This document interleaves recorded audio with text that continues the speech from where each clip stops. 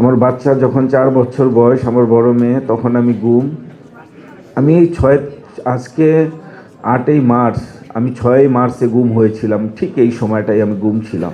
স্বজনদের কিভাবে ফিরে পাবো, সেই সহযোদ্ধাদের কিভাবে ফিরে পাবো, তাদের পরিবারের যে ব্যথা, তাদের পরিবারের যে কষ্ট, সেটা আমরা কিভাবে দূর করব।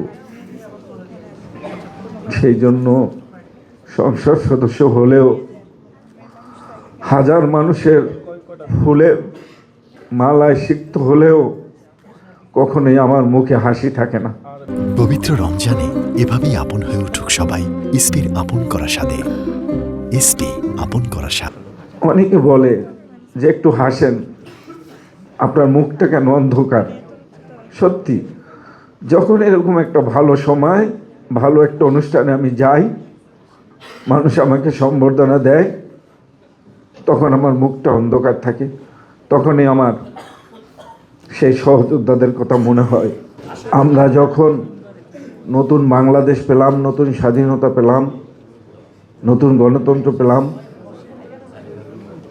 মনে হয়েছিল আমাদের সেই গুম হওয়া সদস্যদেরকেও আমরা ফিরে পাব। আমি যখন গুম ছিলাম, প্রায় 10 থেকে 12 দিন আমার ওইভাবে চেঞ্জ ছিল না।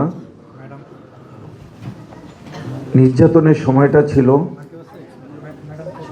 সেই নির্যাতনের সময়ের পরে মনে হতো যখন আমাকে ফিরে দিবে, তখন মনে হয় আবার ইলিয়াস আলী, চৌধুরী আলম, সুমন ভাইদের সাথে মনে হয় আমরা একসাথেই থাকবো, একসাথেই দেখা হবে।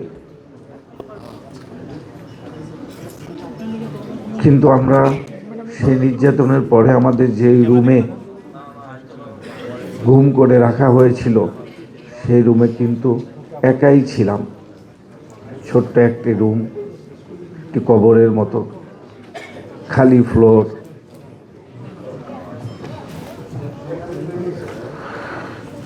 সহযোদ্ধাদের সাথে আর দেখা হয় নাই। তাদের ঘুম থেকে ফিরে আসার পরে শুধু অপেক্ষা, শুধুই অপেক্ষা, কবে তারা ফিরে আসবে। তাদের সাথে আবার রাজপথে কাঁধে কাঁধ মিলিয়ে আমরা চলবো এবং তার পরিবার তাকে ফিরে পাবে।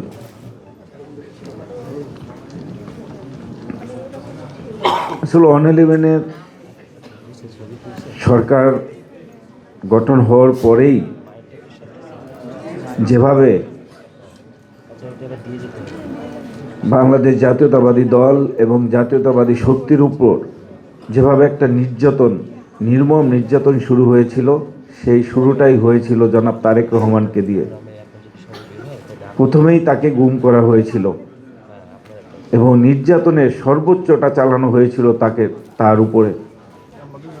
সেই শুরু